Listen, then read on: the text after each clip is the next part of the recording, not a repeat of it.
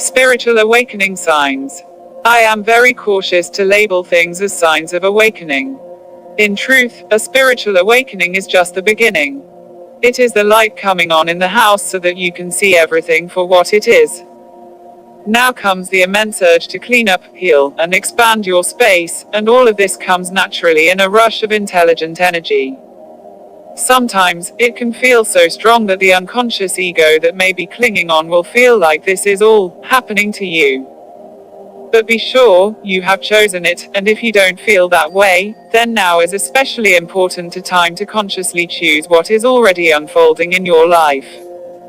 In general, some real spiritual awakening signs are these. Unconditional love. Being able to clearly see what is real. Loss of desire or need for anything external to complete you, wholeness as you already are. A profound sense of calm, peace, or serenity. An abiding energy that moves you intelligently and continually. This last part is key. Many people have profound spiritual openings and glimpses of awakening, which is wonderful. But in an opening or glimpse, the window opens, and then it shuts. When it shuts, a person can go back to the way they were acting before. This happens all the time after people have gone to spiritual retreats or spent time with spiritual teachers. But in awakening, the divine energy is now in motion.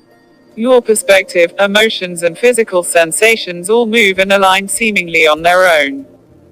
The lights in the house are all on. Sure, you can close your eyes, but you know the truth. There can be a feeling that there is no going back. All other spiritual awakening signs that you hear about can arise from awakening if the above ones are present.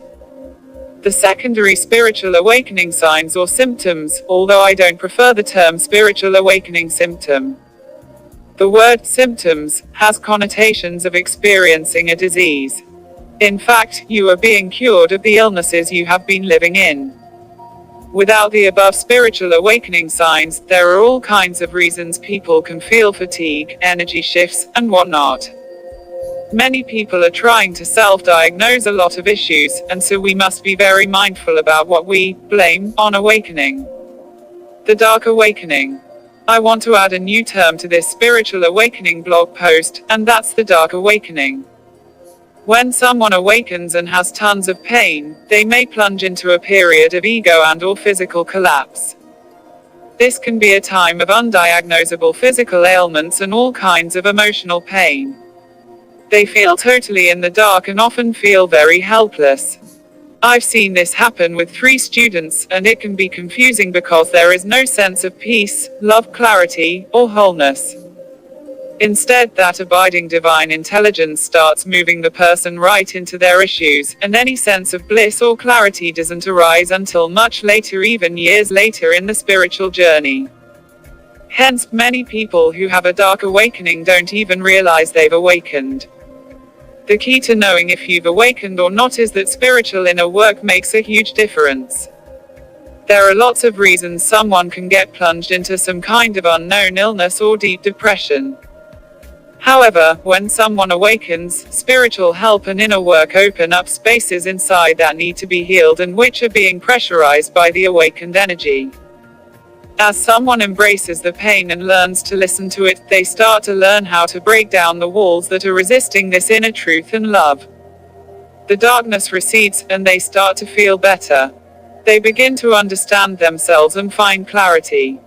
With dedication, there tend to be moments of the aforementioned love and truth, and a person who has had a dark awakening might even have a moment of bliss that arises.